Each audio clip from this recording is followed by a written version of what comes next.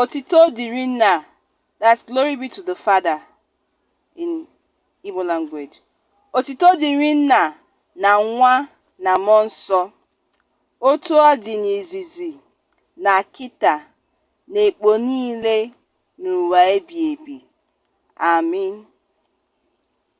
Otito dịrị nna na nwa na mmụọ nsọ, otu ọ dị n'izizi na kịta na ekpo niile n'ụwa ebighị ebi. Amen.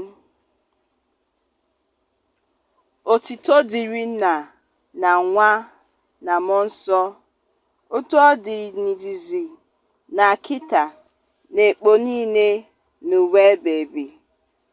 Amen. Otito dịrị nna na nwa na mmụọ nsọ, otu ọ dị n'izizi na kịta na ekpo niile n'ụwa ebighị ebi. Amen.